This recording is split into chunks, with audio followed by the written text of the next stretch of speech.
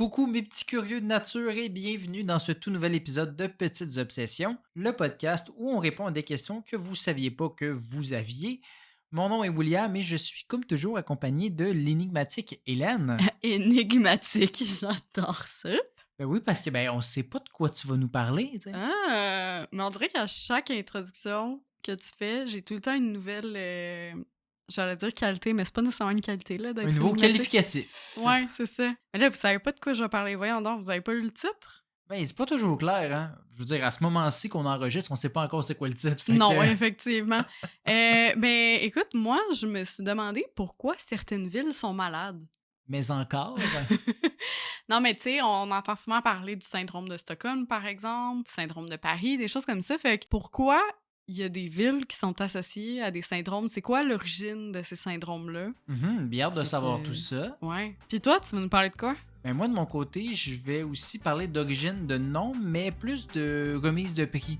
Un Ok. peu comme ça vient d'où ça, les Oscars? C'est vrai, c'est qui Oscar? Ben, tu vas le savoir tantôt. Ok. Avant ça, On lance le générique. yes sir.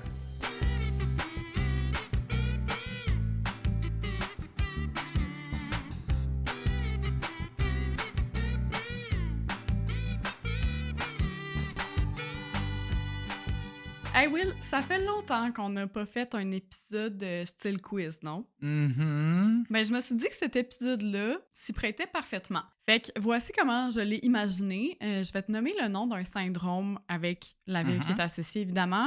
Puis j'aimerais ça que tu tentes de l'expliquer. Tu sais, c'est quoi le syndrome? Puis tu peux même essayer de me dire pourquoi il porte ce nom-là. Eh boy.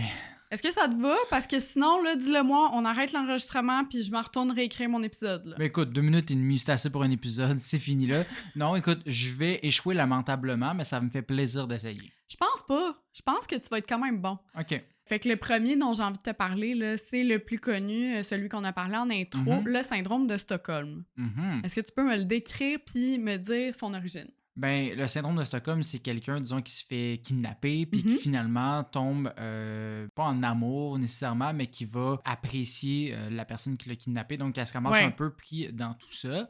Puis au niveau origine, je dirais, c'est quelqu'un qui est arrivé en Suède, il a vraiment détesté ça, puis finalement, il est tombé en amour avec le pays. J'adore! Mais non, c'est pas ça. Des mythes. C'est pas mal plus simple que ça. Ben, pour ceux qui ne connaissent pas le syndrome de Stockholm, de un, qui êtes-vous? Et de Il deux, n'y a pas de Non. choses. Tu sais, des gens, ils peuvent pas savoir. je c'est vais grave. pas juger, mais Un je petit juge un peu. petit peu. Non, mais pour ceux qui connaissent pas le syndrome, ça se manifeste quand une personne qui est prise en otage, kidnappée, séquestrée, va commencer à sympathiser avec son ravisseur. Fait que pas nécessairement tomber en Ouais, amour, c'est ça, j'avais mais... pas le bon terme, là, mais... Mais c'est ça, elle va éprouver de la compassion pour son bourreau. Mhm.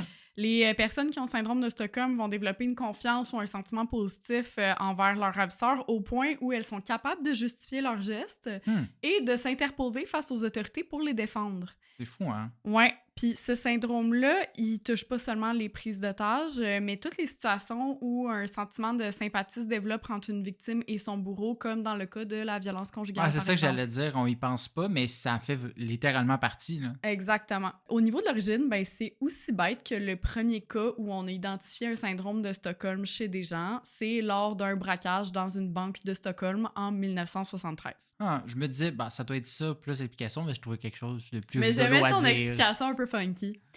Donc, Jan-Erik Olsen est entré dans la banque, il a tiré des coups de feu au plafond et il a crié que la fête commence. Sauf que ben, les sirènes de police se sont fait entendre assez vite, fait que le party a pas trop pogné tout de suite. Là. Yann, il a compris que la police était proche, donc il a décidé de se cacher dans la salle du coffre et il a forcé 4 employés à venir avec lui dans le but de les utiliser comme monnaie d'échange dans le cas où il y aurait des négociations. Au début, il disait qu'il accepterait de les libérer à condition d'obtenir en retour 3 millions de couronnes suédoises, là, donc la monnaie locale. 2 pistolets, des vestes par balles et une voiture. Il demandait aussi à pouvoir sortir de la ville sans que la police n'intervienne, l'intercepte, peu importe. Ouais. Et surtout qu'on autorise Clark Olofsson, son ancien co-détenu, et probablement le gangster suédois le plus célèbre de Ok. l'époque, à le rejoindre dans la banque. Ah oui, OK. Genre qui sortent de prison, qui puissent venir dans la banque, là. Exactement. OK. Les sources que j'ai trouvées me permettent pas de confirmer que la police a répondu à toutes ces demandes. Fait clairement pas la dernière, là. Ben justement, celle d'amener Clark Olofsson Ben dans non. la banque, ça l'a bel et bien été accepté. La police a négocié une réduction de peine avec Clark en échange de son aide pour protéger les otages et raisonner ouais, OK. Yann, quitte à le tuer. Ah ouais, OK. Fait comme, t'es déjà en prison anyway, man. Prends un des guns que t'es supposé y amener, pis gun-le. C'est ça. Sauf que, ben, visiblement, il avait pas prévu que Clark il retournerait sa veste et déciderait de participer au braquage. Non, un criminel fait un crime avec la personne qui est amie avec. C'est ça. Calisse. Un braquage qui va durer pas moins de 6 jours, hein? Ah, OK. 6 jours. Ouais. Au bout des 6 jours, les autorités ils ont fini par percer un trou dans la salle du coffre, ce qui leur a permis d'entendre tout le monde discuter, les otages et les ravisseurs. Mais la police, ça faisait quoi pendant 6 jours? Hey, je sais pas. Regarde, ça s'est Écoute. passé en 73. Il y a Ok, des 2 jours. archives qui ont été brûlées quelque part, là, Ouais, mais... je sais pas.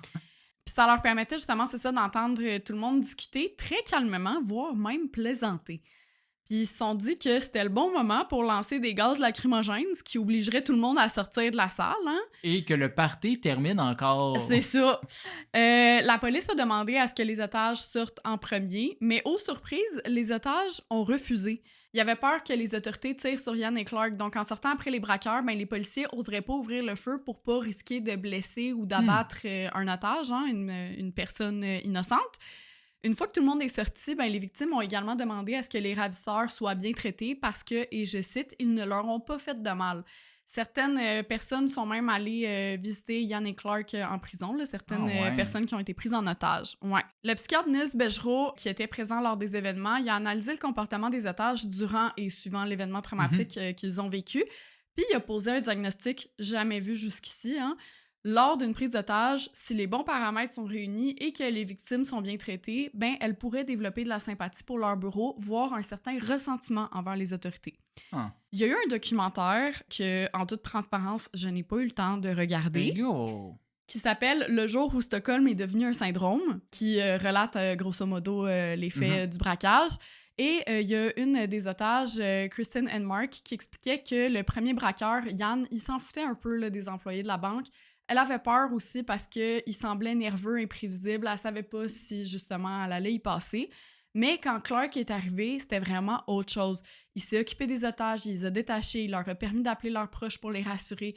Il leur a dit où se mettre pour éviter qu'ils prennent une balle perdue si jamais il y avait des coups de feu qui étaient tirés. Fait que c'est vraiment le deuxième qui a mené au syndrome, là. Ben c'est ça, elle a dit explicitement « J'avais 23 ans, j'étais terrifiée et cet homme est arrivé en me disant « Je vais te protéger et je m'occupe de toi ». Fait qu'il a retourné sa veste, mais en même temps, il a protégé les otages un peu comme la police voulait. Exact. Maintenant, est-ce que le syndrome de Stockholm existe vraiment? Honnêtement, c'est sujet à débat. D'abord, il paraîtrait que le psychiatre sur les lieux, il a jamais vu Kristen et les autres otages nécessairement. Okay. Fait que c'est comme si le diagnostic était basé sur aucune vérification, aucun examen fait en profondeur. Puis même Kristen aussi, elle en doute, dans le sens où elle dit que même si Olofsson, il était gentil avec elle, ben son but, c'était pas de faire ami-ami avec, là, c'était vraiment une stratégie de survie pour elle, là, de comme sympathiser avec lui, même si elle admet qu'elle avait parfois plus peur aussi de ce que la police allait faire que ses preneurs d'otages, parce que justement, il disait des choses comme si vous utilisez tel moyen, ben on va tirer sur les otages ou peu importe. Ouais. C'était à se poser, est-ce que c'est un syndrome? Pas nécessairement, mais c'est comme dans tout, quand tu apprends à connaître quelqu'un, ben tu peux plus comprendre sa psyché. Exact. Donc, c'est pas un syndrome per se. Parce que de l'autre bord, ça peut arriver aussi, comme il y a tout le temps dans les films, genre la victime qui est kidnappée, qui essaie de se faire connaître plus pour qu'elle ne soit plus juste un objet, mais vraiment une personne. C'est ça dans les deux sens. Ben c'est ça, humaniser un petit peu, je pense, la personne que tu es, puis que t'es pas juste un objet de négociation, là, dans le fond. Puis il y a eu beaucoup d'erreurs aussi de la part de la police là, dans la gestion de cette situation. C'est sûr que ça leur a pris 6 jours. Ben, c'est ça aurait pu mettre en danger la vie des otages, à commencer par le fait qu'ils n'ont pas bien identifié Yann sur le coup. Donc, quand la police a voulu ramener son frère pour négocier, ben c'était un peu inconnu. Fait que Yann, il a un peu vrillé, puis il s'est mis à tirer en l'air encore une fois. Wow. Au moins, il n'a pas fait souffrir personne. Ils ont aussi utilisé du gaz lacrymogène, comme je l'ai dit plus tôt, alors que Yann avait explicitement dit qu'il tirerait sur les otages si ce genre de méthode était utilisée. Heureusement, j'imagine que Clark l'a calmé ou de quoi, il n'a pas tiré sur les otages. Tout ça pour dire qu'il y a une théorie comme quoi le syndrome de Stockholm, ce serait une façon de protéger les forces de l'ordre en détournant l'attention et en stigmatisant les victimes, parce que tout le monde se dit comme, ben voyons, tu peux pas, tu sais, avoir de la sympathie pour quelqu'un qui, techniquement, te fait vivre l'enfer. Fait que ces gens-là sont souvent perçus comme fous, tu sais. Puis la littérature scientifique, elle reste très faible. On s'entend qu'il n'y a pas énormément de cas non plus. Puis t'as pas envie de mettre un humain dans une situation de prise d'otage juste pour analyser s'ils vont développer un syndrome de Stockholm. Il n'y a aucun critère de diagnostic qui est explicitement décrit et le syndrome ne figure pas ni dans la classification internationale des maladies de l'Organisation mondiale de la santé, ni dans le DSM-5 qui est la référence en psychiatrie. Fait qu'on le connaît énormément, mais finalement, il existe pas nécessairement. Ça a été tellement médiatisé, vu que justement, ça a duré 6 jours, tu sais, ça a fait le tour de la planète. Après ça, c'est remis dans les films, les séries, etc. C'est ça, exact. Le second, je suis pas mal sûre que c'est toi qui m'en as parlé la première fois, c'est le syndrome de Paris. Ben, j'ai entendu le nom, mais je pourrais pas te dire c'est quoi. Non? Non. J'étais sûre que c'est toi qui m'en avais parlé. Ben, je sais pas. Moi, dans ma tête, là, tu me dis syndrome de Paris, je me dis c'est que t'as l'impression d'être en amour avec quelqu'un juste parce que t'es dans la ville de l'amour. OK. Non, pas vraiment. OK. En fait, c'est un peu l'équivalent d'un choc culturel ou d'un sentiment de désillusion pour les touristes. Oui, c'est moi qui t'en ai parlé. C'est ça, je suis pas folle, OK. Bon, ce qui se passe, c'est que les touristes vivent une profonde déception en se rendant compte qu'un endroit comme la ville de Paris n'est pas du tout comme ils se la sont imaginés ou comme elle est présentée dans des films ou des séries, par exemple. Ouais, c'est des versions romancées, là. Fait qu'on a l'impression que c'est plus grand que nature, mais au final, c'est une ville. T'sais, c'est une très belle ville, mais c'est une ville. Ben, ça va vraiment plus loin que ça parce qu'il y a plusieurs symptômes qui sont associés, notamment l'anxiété, des hallucinations, de la tachycardie, un sentiment de persécution, des signes de dépression et même des idées noires parfois. Les maudits Parisiens veulent pas que j'apprécie Paris. Non, mais non seulement les touristes vivent souvent un décalage horaire, mais aussi un décalage culturel parce que ça toucherait principalement les touristes asiatiques. OK. C'est vraiment un Instagram versus reality pour eux, puis c'est quelques dizaines de personnes là, qui en seraient touchées par année. Okay. Les déclencheurs vont varier d'une personne à l'autre, mais souvent c'est relié au bruit abondant, aux foules, à l'attitude froide ou à l'impolitesse des Parisiens, par exemple, etc. Mais je sais pas si c'est aussi une partie du fait que c'est culture orientale versus occidentale, fait que comme le clash culturel est plus fort aussi. Exactement, tu sais, les Japonais, par exemple, sont vraiment reconnus pour leur discrétion, leur politesse, là où les Français, des fois, ils parlent un peu fort, puis je peux me permettre de le dire parce que je suis française puis je parle fort. Oui, des fois, ça pique dans le micro, là.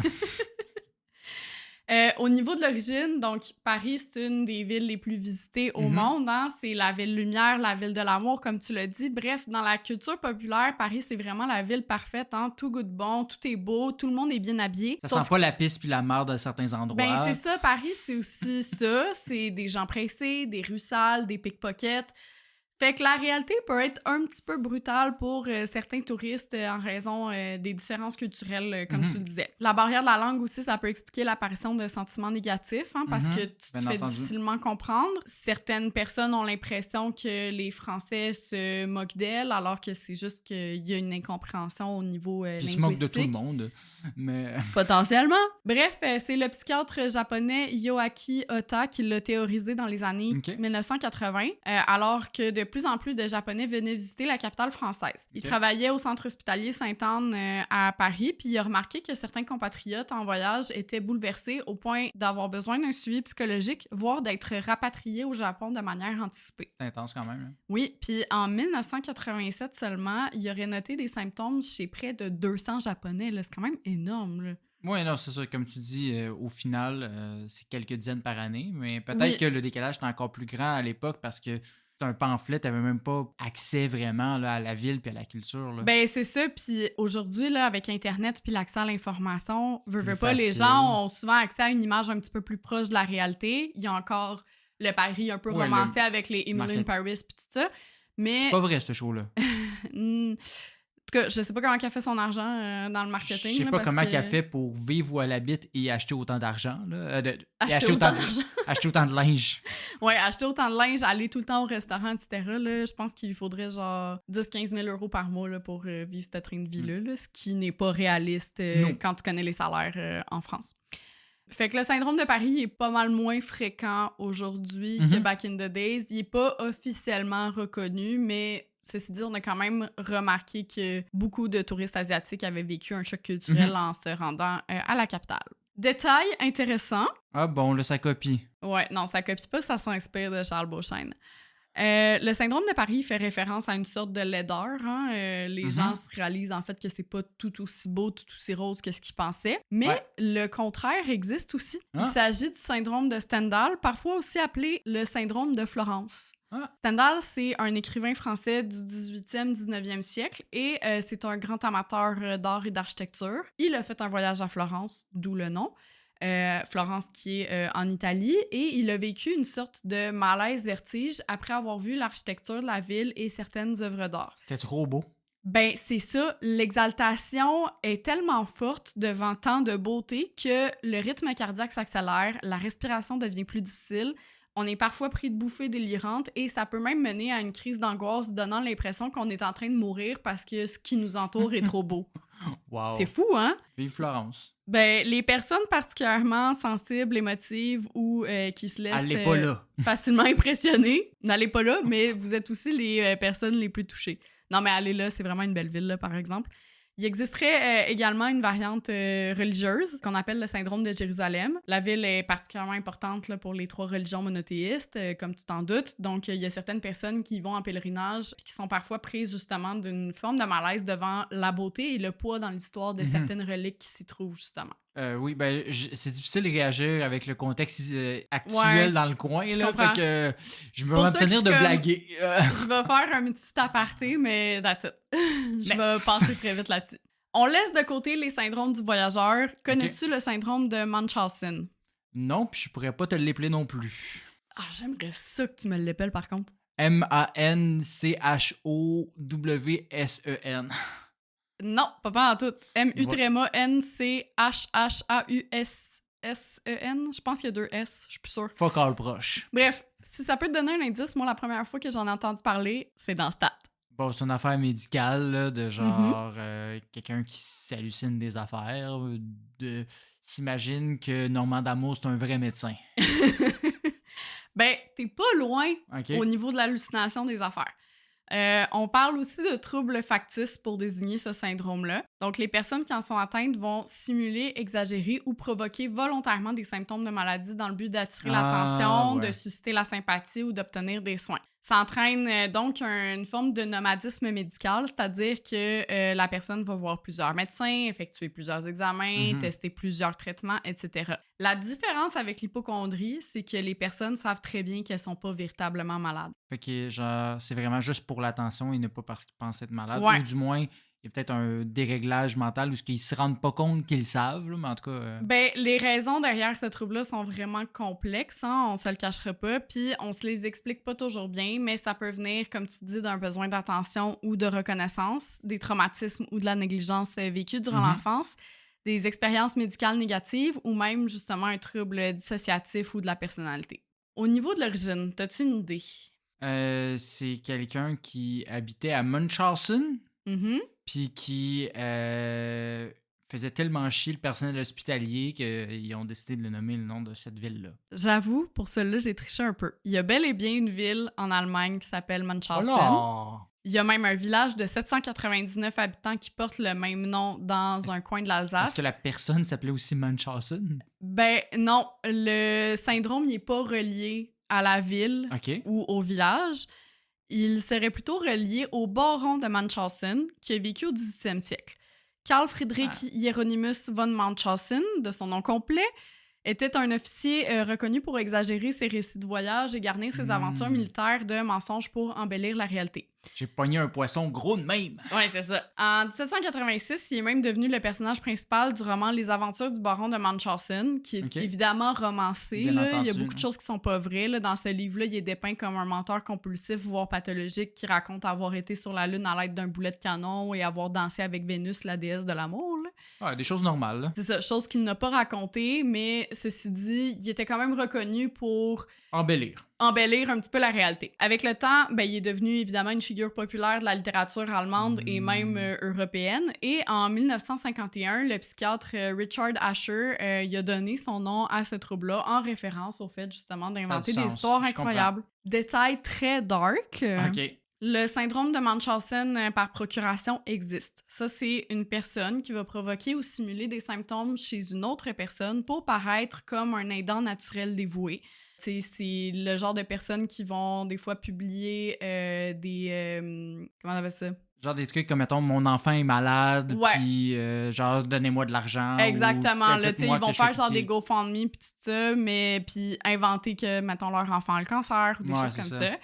Le plus souvent, ce sont justement des parents qui vont inventer une maladie à leur enfant. On a aussi vu des cas où le souffre-douleur était un animal de compagnie. Donc, le nomadisme médical se transforme en nomadisme vétérinaire.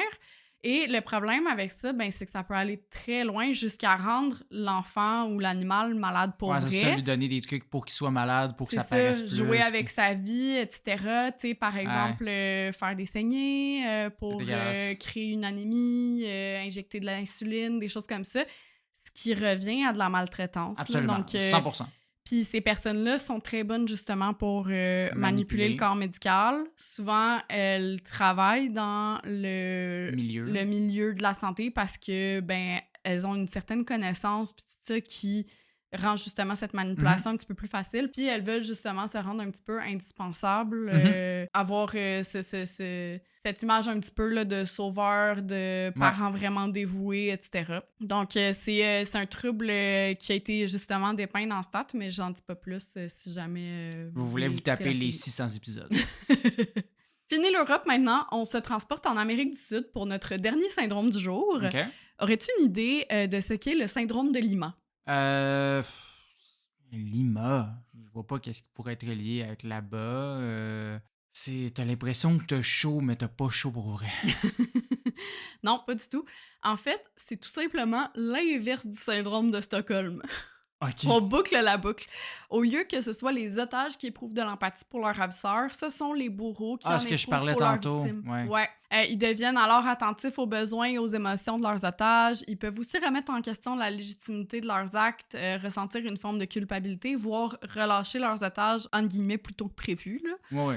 Tu t'en doutes peut-être, le syndrome de Lima a été identifié pour la première fois à Lima, capitale du Pérou. Ce qui s'est passé, c'est que le 17 décembre 1996, l'ambassade du Japon à Lima est prise en otage par 14 membres du mouvement révolutionnaire Tupac Amaru durant une cérémonie où plus de 500 personnes étaient présentes. Donc, il y avait plus de 500 otages. Notamment des diplomates et des figures politiques. Le but de la prise d'otage, c'était de faire libérer 400 confrères emprisonnés et d'amener des changements là, au niveau du gouvernement. On est un peu plus loin que le gars qui voulait en libérer juste un pour venir avec lui à la banque. Là. C'est ça, exact. Sauf que rapidement, certains membres du groupe ils ont commencé à remettre en question leurs gestes. Dès la première nuit, en fait, après quelques négociations, ils ont commencé à relâcher une majorité des otages, ceux qu'ils appréciaient le plus. Au fil des jours aussi, les autres otages restants, ils gagnaient de plus en plus le respect du groupe armé. Ils mangeaient, ils s'entraînaient, ils discutaient ensemble. Fait que ça leur permettait de nouer une relation en quelque sorte. Mais ce que je t'ai pas dit, c'est que les derniers otages ils ont été libérés 4 mois plus tard. OK, ça a duré pas mal plus longtemps que 6 jours. Encore une fois, tout est décuplé, là. Ouais. Le 22 avril 1997, les forces de l'ordre ont réussi à pénétrer dans l'ambassade où il restait encore 71 otages captifs. Elle devait être best chum rendu là. Ouais. Bilan, les 14 ravisseurs ont été abattus après s'être rendus. Malheureusement, il y a aussi 2 soldats et un otage qui ont perdu la vie dans cet événement-là. Fait que le 6 jours de tantôt à Stockholm, c'est de la petite bière à côté. Là, finalement, je suis en train de me dire, est-ce qu'il était rendu vraiment ben chum avec les 74 ou il détestait tellement que, genre, c'est les seuls qui ont pas ramené? Genre, comme toi, t'es vraiment exécrable, sûr, je te garde. Genre, il n'y a aucune chance que je te sorte, là. Détail historique un peu dark. C'est toujours historique, effectivement, aujourd'hui. Oui, mais un autre détail. Nos épisodes plus historiques font souvent référence à la Première Guerre mondiale et celui-ci n'y manque pas. Je te ramène à un de nos premiers épisodes où tu as parlé de la trêve de Noël. Mhm. Pour résumer, là, ce moment de l'histoire, c'était une forme de fraternisation avec l'ennemi où... Oui, c'est ça. mais Ils s'entendaient bien. mais allez écouter l'épisode. Ben, à l'écouter l'épisode, j'en dirais pas plus. À proprement parler, la trêve de Noël, c'est pas nécessairement un syndrome de Stockholm ou un syndrome de Lima. Non. Mais ce moment-là de l'histoire a tout de même donné lieu à un dicton qu'on peut rattacher au syndrome de Lima. À la guerre, on devrait toujours tuer les gens avant de les connaître. Ben, oui, effectivement, parce que ça devient beaucoup plus difficile, apparemment. Là. Je veux dire, je n'ai jamais été à la guerre. T'as jamais fait ça, toi? J'ai jamais fait ça. Non, mais c'est vrai que ouais, j'ai déjà entendu ce dicton-là, puis c'est logique, puis c'est là que tu vois que c'est ridicule la guerre. Ouais, c'est ça. C'est logique, mais on le cautionne pas nécessairement. Non, effectivement. Non, mais on cautionne d'apprendre à les connaître. Ouais, mais on cautionne pas de les tuer. Non, mais justement, t'apprends à les connaître et tu Ouais. pas. Voilà. OK, bon. Ben, c'est ce qui m'a fait à ma partie. Ben, très grosse partie, mais vraiment chargée d'informations super intéressantes pour Mhm. vrai. J'aurais pas su pour la plupart d'entre elles et Je pensais vraiment que t'allais être meilleur que ça. ben écoute, je me souvenais pas que je t'avais partagé une information, puis je me souvenais pas du nom, fait que Ouais, c'est ça. mais après ça, Lima, comment veux-tu que je devine? Non, tu sais? non, Lima, je savais que t'allais pas le deviner. Munchausen, peut-être que t'en avais entendu Mais inquiète-toi parler. pas, je vais prendre ma revanche, puis on va voir si t'es si bonne que ça, Ok. Hélène Maillé. Parce que, bon... C'est double quiz aujourd'hui. double quiz. Ouh. Parce que, bon, si on va un peu là, pour expliquer ma partie, ben, comme bon nombre d'entre vous savez déjà, c'est pas par hasard que les sujets qu'on aborde dans nos épisodes sont thématiquement similaires. Hein. Tu sais, Mhm. toi et moi, on se partage nos idées en amont, puis on tente d'aligner ensemble. Ouais. Parfois, c'est simple, puis les On liens se sont partage évidents. juste pas nos découvertes. Non, là. exact. On sait le thème général. Puis pour l'épisode d'aujourd'hui, ben, j'avais mis quelque chose en stand-by, puis finalement, j'étais vraiment pas emballé par le sujet ou par le lien. Puis c'est juste quand on a enregistré notre épisode 47, qui parlait des prix Nobel et Ig Nobel, en tout cas dans Oui. ma partie, que là, j'ai fait genre, hey, je pense que je peux avoir un bon lien en parlant des noms de prix. Oui. Parce que, bon, tu as été surprise un peu sur qu'est-ce que Alfred Nobel a fait pour Complètement. pour ça. Puis là, je me suis mis à me questionner sur les noms de d'autres prix. Parce que, tu sais, il y en a, c'est évident. Là, tu sais, le prix du meilleur pâtissier, ben, ça récompense le meilleur pâtissier. Pour vrai? Oui, c'est fucking même. Mais il y en a d'autres qu'on connaît moins les origines, comme j'ai mentionné tantôt, les Oscars. Ouais, Ou pourquoi est-ce qu'on parle des étoiles Michelin, par exemple? effectivement.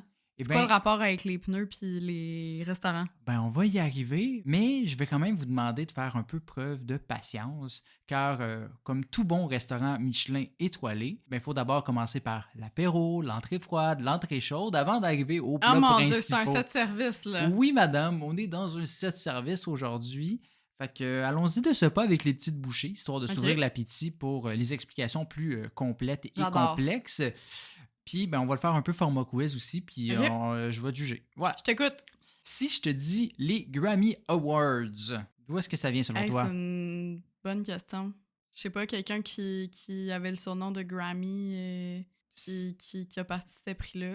Ben, c'est beaucoup plus simple que ça, en Ok. fait. Puis, quand je l'ai appris, je me trouvais cave. Ça fait quelques années, Ben, je le sais. je me sens très conne en ce moment-là. Créé en 1958, les Grammy Awards s'appelaient initialement les Gramophone Awards. Oui, c'est vrai. Ben, c'est pour ça, justement, que le trophée, c'est un gramophone. Oui, c'est tu sais, comme tout est là pour que tu le saches. C'est Fait que, vrai. Ah, en plus, je le savais. Je Ben, l'avais déjà lu. ben, c'est comme le syndrome de Paris, C'est tu vois. exactement Hein? ça, ouais. Fait que, Je dois avoir un syndrome de Montréal que tu oublies des choses que tu savais, là, je sais pas. donc voilà, si vous ne le saviez pas à la maison, c'est correct. Mm-hmm. Nous aussi, on était comme, mais voyons, hein, Ouais. la première fois, puis en le réalisant là.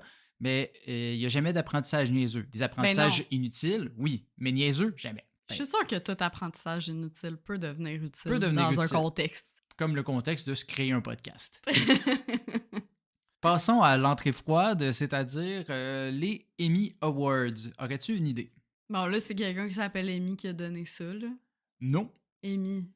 Qu'est-ce que ça peut être d'autre? C'est-tu un acronyme Tu l'auras genre pas. E-M-M? Ben là. Hey, la confiance règne, hein? C'est quoi? Mais non, en fait, ben, cette cérémonie-là, elle existe depuis 1949 et le nom originalement suggéré par le fondateur de l'Academy of Television Arts and Science était Ike, en honneur du surnom qu'on donnait à l'iconoscope. L'iconoscope, c'est quoi, me demanderas-tu? Ben, c'est le premier tube de caméra de télévision électronique. Je comprends rien. Ben c'est ça, je pourrais vous expliquer son fonctionnement plus en détail, mais c'est pas le nom qu'ils ont retenu, Si c'est fait ça qu'on s'en l'extrait, sert. tu mets une image de ce que tu viens de parler parce que je comprends rien. Fait que c'était. De toute façon, c'était pas Ike. Mais c'était une affaire de tube de caméra. Puis la raison pourquoi ils ont décidé de pas retenir ça, c'est que Ike, c'était aussi le surnom de Dwight D. Eisenhower, Ouais. héros de la Deuxième Guerre mondiale et futur président des États-Unis. Ok, il était pas encore présent. Ok, je comprends. Non, mais il était quand même très reconnu pour avoir participé grandement à la Deuxième Guerre mondiale Oui, comme oui, oui. général. Puis ben, ils voulaient un nom original, fait qu'ils ont dit, bon, on prendra pas Ike. Fait qu'on va se tourner vers un autre tube, l'image Orticon, Ok. ce qui a été développé pour améliorer les performances de l'iconoscope. Puis comme ben, je vous ai pas expliqué comment fonctionne l'iconoscope, ben, je vous expliquerai pas plus comment fonctionne l'Orticon. Mais sachez que le Image Orticon était lui surnommé le IMI. Ok. IMMY. Puis ben, la statuette qu'ils avaient fabriquée pour les Emmy Awards ben, était sous forme féminine. Donc, ils ont féminisé le nom pour transformer IMI en Emmy. Mais les femmes, c'est pas des trophées.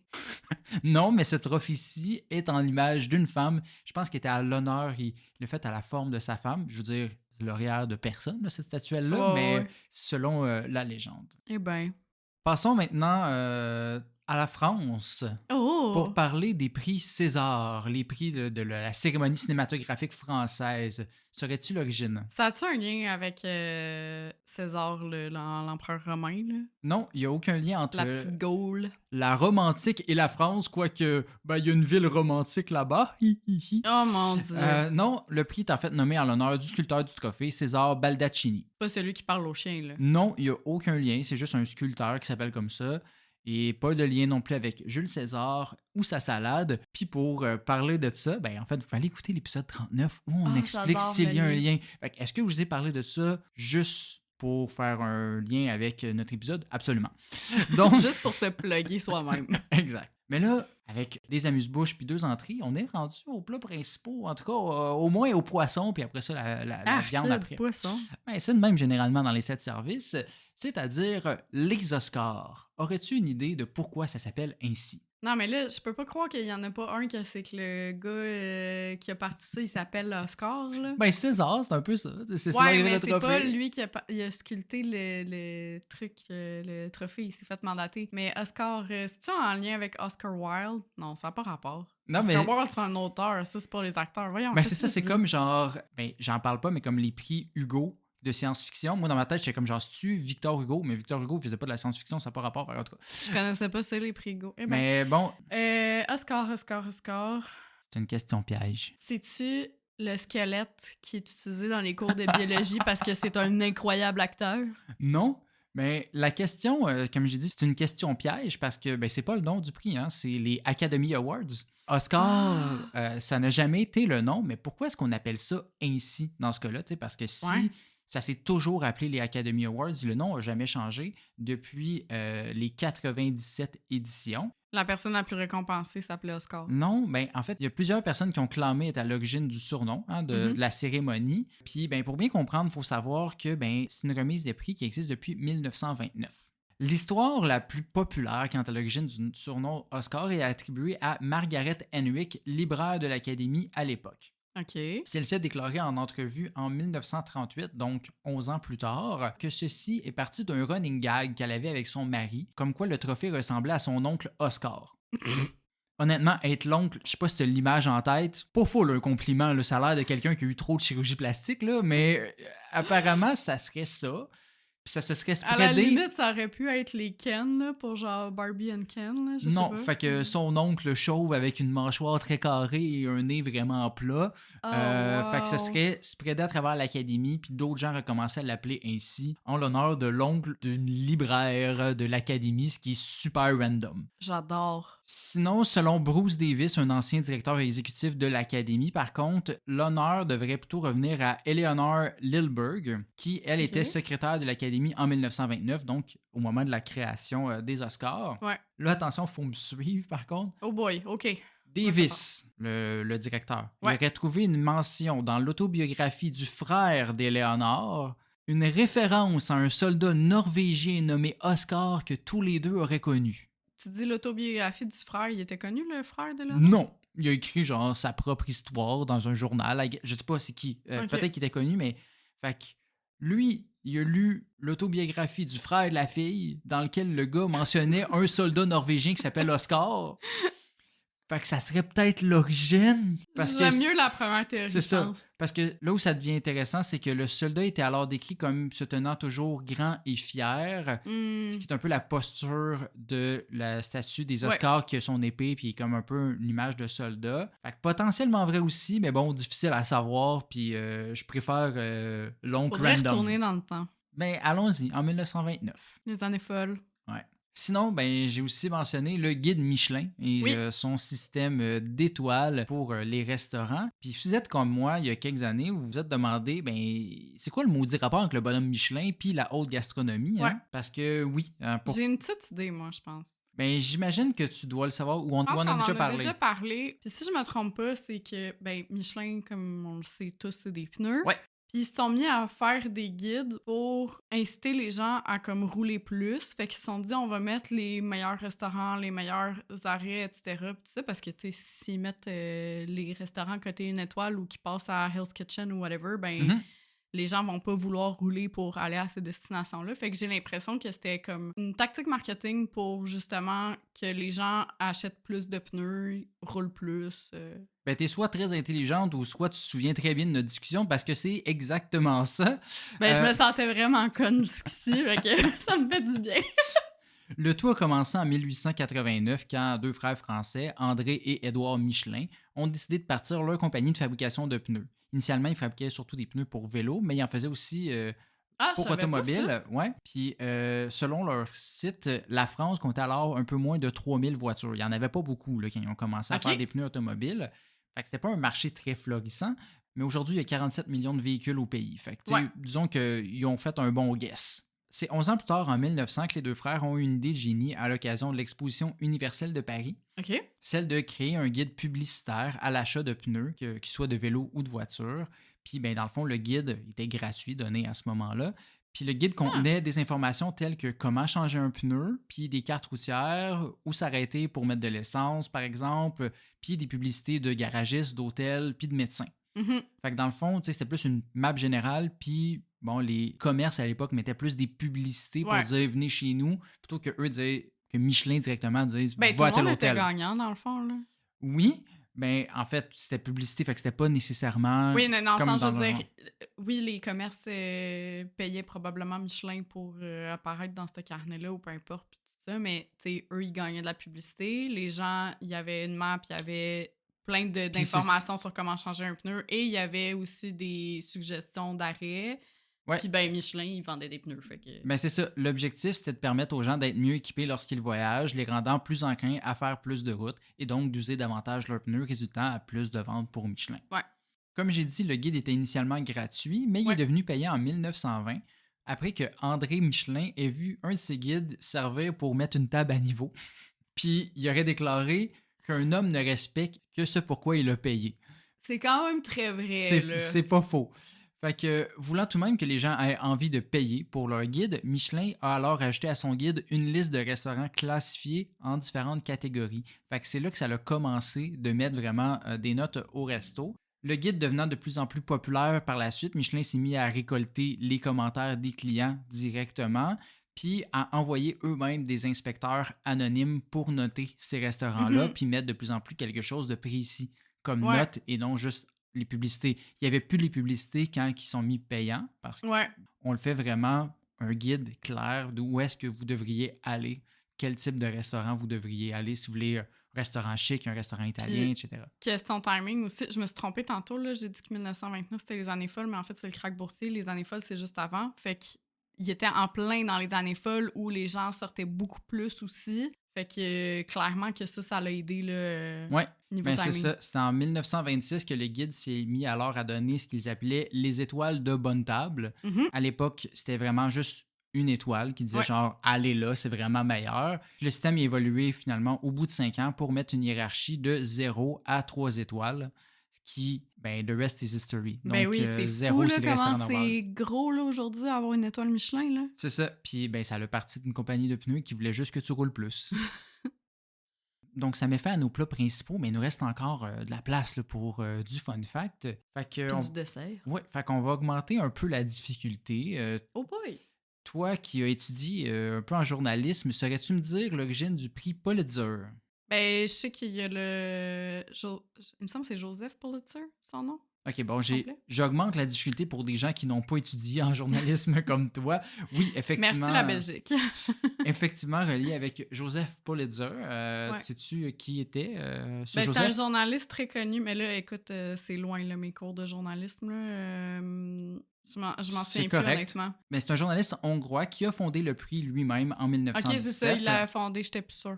Puis, ben, il est reconnu pour avoir grandement fait avancer le journalisme à l'époque, en étant un précurseur au niveau du journalisme d'investigation, puis du Oui. journalisme engagé. Puis, tu sais, il est aussi responsable d'avoir donné de l'argent à l'Université de Columbia aux États-Unis pour ouvrir la première école de journalisme. Fait que, tu sais, c'est quand même une figure très marquante Ouais, au niveau ouais, complètement. journalisme. Mais là où ça devient rigolo, par contre, Mhm. c'est que Pulitzer, il n'est pas juste reconnu pour ça. Ok. Mais en quête de succès pour son journal, puis avoir de plus en plus de gens qui lisent ce que lui écrivait, ben, il a aussi été mené à avoir différentes rivalités avec d'autres journaux, dont avec William Randolph Hearst du New York Journal. Puis ben, ces rivalités-là, ben, ils ont mené entre autres au développement de ce qu'on appelle aujourd'hui le journalisme jaune. Est-ce que tu te souviens c'est quoi du journalisme Le jaune, Hélène? sensationnalisme, non? Exactement, c'est le journaliste de piètre qualité qui joue sur le sensationnalisme, la Les journaux violence. poubelles, là. Exactement. Donc oui, le gars du prix du journalisme est responsable du pire fléau qui touche les journaux de nos jours. Donc c'était vraiment deux journaux à New York qui se compétitionnaient puis qui essayaient juste de vendre de plus en plus. Puis l'origine du terme yellow journalism, donc le journalisme jaune, proviendrait d'ailleurs de cette rivalité-là même. Le New York World, mené par Pulitzer à l'époque, avait une bande dessinée mettant en vedette un enfant portant un manteau de pluie jaune qu'on surnommait le Yellow Kid. Ok.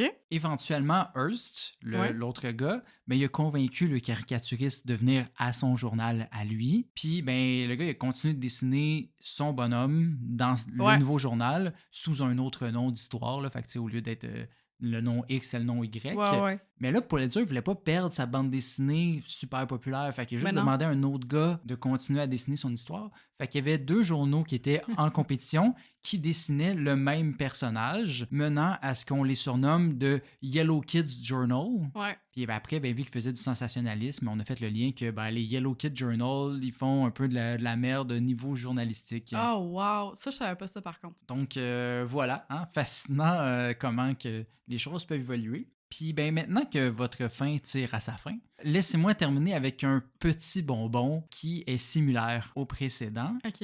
Les prix Albert Lasker. Bon, ben, j'imagine que le gars qui a inventé le prix s'appelle Albert Lasker. Oui, félicitations encore Hey! une fois. J'ai là. aucune idée c'est quoi ce prix-là, par contre. C'est normal. C'est juste que son histoire, je la trouvais vraiment intéressante. Puis Ok. on n'est pas obligé de parler juste des prix super connus. On va voir si c'est du sensationnalisme que tu nous fais là. Un peu. Ce prix-là, ben, il est surnommé America's Nobel. Oh boy! Ce qui me fait quand même rire, puis boucle bien la boucle avec l'idée initiale de l'épisode. Puis ben, en fait, ça récompense les plus grands avancements au niveau de la recherche médicale aux États-Unis. Donc, Ok, c'est juste médical, par Oui, contre. c'est vraiment juste médical. Mais qui était Albert Lasker, me demanderas-tu? Était-il un médecin renommé ou était-il Ben, un autre j'espère. grand sculpteur? Ben non, Lasker est reconnu. Tu me dis que c'est les boires du coin de la rue, là? Non, mais c'est le père de la publicité moderne. Puis ma foi, c'est un personnage fascinant sur lequel j'avais vraiment envie de terminer. Ok. Pour ceux d'entre vous qui ont déjà écouté Mad Men, ils se souviendront peut-être là, d'un épisode où Don Draper trouve un slogan pour vendre les cigarettes Lucky Strike en disant « It's toasted ».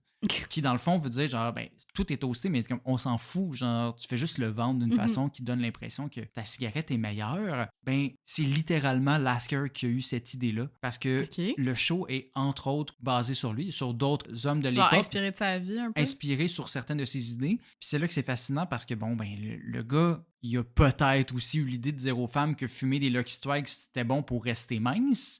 Mais Oh, tu sais, c'est pas comme si il allait, après ça, créer un prix qui récompense la médecine. Hein? Ça, là, c'est genre Unilever, là, qui a genre Always puis Axe, là. Ouais. Tu sais, que genre Always sont comme, ah, c'est. Ou Dove, là, je me souviens plus. qui sont full Ouais, c'est comme... pour la femme, puis après ça, genre... Faut inspirer la confiance en soi chez les filles, blablabla. Puis à côté, t'as Axe, que c'est genre les femmes sont des objets sexuels, là, puis qu'ils sont attirés juste par une odeur de parfum. Ouais, le slogan qu'il y avait eu, donc c'est avant le It's Toasted, c'était Reach for a lucky instead of a sweet. Fait que dans le fond, au lieu de manger des bonbons, fume-toi une smoke parce que ça va te couper l'appétit. Ça, c'est fucking drôle. Puis là, ben, je niaise On est avec ça. passé des cigarettes à Zampic, je sais pas c'est quoi le mieux. Ouais. Puis là, je niaise avec ça parce que c'était comme ça que je voulais faire l'épisode. J'étais comme, ah, c'est drôle, le gars qui a inventé le prix de médecine. Il promouvait des tops. Mais yo, le gars, là, il a influencé notre Attends, vie. tu m'as dit yo? Yo! Il mérite un yo parce que Lasker, il est reconnu pour avoir, entre autres, on va y aller une étape à la fois, contribué à rendre le jus d'orange populaire aux États-Unis. Attends, quoi?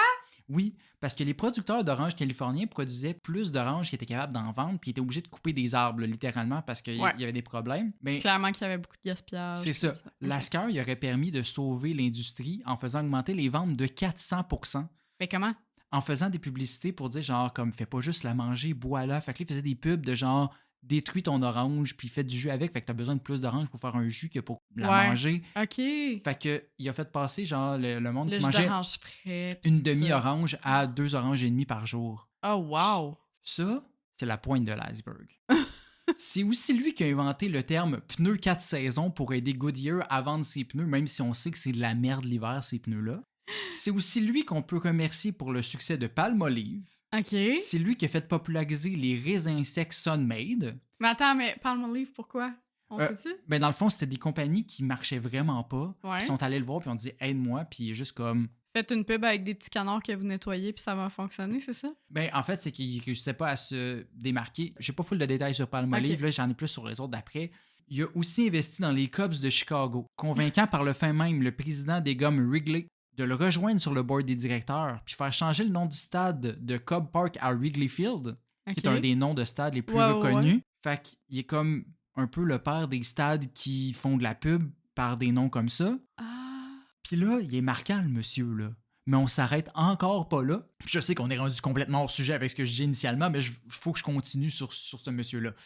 Une de ses clientes, c'était Kimberly Clark, une femme fabriquant des bandelettes pour faire des bandages pendant la Première Guerre mondiale. On revient encore à la Première Guerre mondiale. Ouais. Lorsque la guerre s'est terminée, l'armée a annulé une commande de 375 tonnes de ses produits de bandelettes. Puis là, ben, elle avait besoin de trouver un plan B. Puis ben, elle a découvert que les infirmières de l'armée utilisaient ces bandelettes-là lorsqu'ils étaient dans leur semaine. Elle a essayé de vendre son produit dans les pharmacies, ça marchait pas. Fait qu'elle est allée voir... Ça l'absorbait pas assez. Non, ben les femmes n'avaient pas le réflexe d'acheter, etc. Ouais. Fait que lui, il s'est dit, il faut que je trouve un terme pour les aider à vendre, comme il a fait pour les pneus 4 saisons. Puis c'est lui qui est venu avec l'idée du terme serviette sanitaire. Ben non. Puis là, c'était pas encore assez outré. Ben, Kimberly Clark... Il y a un mélange d'émotions, là. Kimberly Clark, elle avait un autre produit. Pas les tampons. Non. Un tissu fin utilisé pour nettoyer les masques à gaz qu'elle savait pas comment vendre une fois que... Les lingettes pour bébé, genre? Non. C'est un petit tissu qui, là, comme ça, elle savait pas comment vendre. Mais quelqu'un Ah, a non, dit « Ah, tu pourrais t'en servir pour enlever du maquillage. » Puis ben, Lasker, il a dit « Ah, bonne idée, mais on pourrait appeler ça, je sais pas, Kleenex. » Quand t'as répété nettoyer, j'ai fait c'est sûr, c'est les Kleenex. Mais le gars, il est partout! Il a inventé le monde, là! C'est ça, genre toutes des affaires de nos jours. Fait que tu comprendras qu'il est devenu riche en sapristoche, lui permettant de verser 45 millions de dollars dans les années 40, là, on se le rappelle, là, à la recherche pour le cancer. Bon, ben au moins, il a fait une bonne action, là. Fait que c'est ça, il s'est un peu racheté sur les cigarettes initialement, puis ben, il a aidé Indian à vraiment récompenser les gens en médecine. Ouais. Fait qu'il a changé le monde sur des affaires un peu weird de consommation, Mhm. mais tu comprends un peu mieux finalement pourquoi il a créé le prix de médecine. Ouais. Donc voilà, je trouvais ça super intéressant de finir sur ce prix non connu, mais avec cet homme si fascinant. Puis j'espère que tu as apprécié. Ah mon Dieu, ben vraiment, là, de un, j'ai appris beaucoup de choses parce que je vais me coucher vraiment moins niaiseuse Ah oui, ce soir. on sort de ça là, vraiment comme... Mais Rempli tu de fun sais, c'est ça, je travaille en publicité dans la vie, puis je connaissais pas cette personne-là en toute franchise, là. Fait que... Pneus 4 saisons, aider à faire connaître les Kotex, les Kleenex, Oh le my jus God. d'orange. What the fuck? Mais c'est ça, puis tu sais, des fois, on dit comme, il y a des entreprises qui vont dans genre plusieurs industries, puis t'es comme, restez focus sur votre première industrie. Mais là, lui, genre, Ben, c'est un gars de vente, là, de publicité. c'est ça. Puis c'est lui qui est venu à populariser l'idée de pas juste explique c'est quoi ton produit. Why? Le Sell why. me that pencil. Ouais, c'est ça. C'est comme pourquoi ton produit versus un autre. Ouais. Il y avait même un de ces slogans, je me souviens plus c'était pourquoi, qui disait genre comme essayez notre compétition. Oh, wow. Comme pour dire, hey, t'es tellement c'est confiant en ton cocky, produit. là. C'est ça. Le gars était nice, là. Oh, wow. OK, ben je vais clairement aller plus lire sur lui parce que ce genre de personnage me fascine. Me fait peur, mais me Oui, fascine aussi. Puis sinon, ben j'imagine que c'est ce qui met fin à Absolument, l'épisode. mais un épisode très Hein? chargé. On a vraiment gardé le meilleur pour le dessert. Ben, J'adore. C'était vraiment ça l'objectif. J'adore. Ben écoutez, si vous avez aimé cet épisode, on vous invite évidemment à nous suivre sur Oui. les plateformes, vos plateformes d'écoute préférées. On est sur Spotify, Apple Podcasts, YouTube, même Deezer, même si je pense pas On qu'on est sur des- LimeWire. Ouais, c'est ça. On est également sur les réseaux sociaux, hein, Facebook, Instagram, TikTok, toutes. Donc, Toutes. n'hésitez pas à vous abonner, à interagir avec nos contenus. Ça nous fait tout le temps plaisir. À nous proposer aussi des idées de contenu s'il y a des questions que vous vous posez puis que vous avez trop la flemme de faire la recherche. Ben, On est là pour ça. exact. Puis sinon, ben, on se retrouve dans 2 semaines. Bye.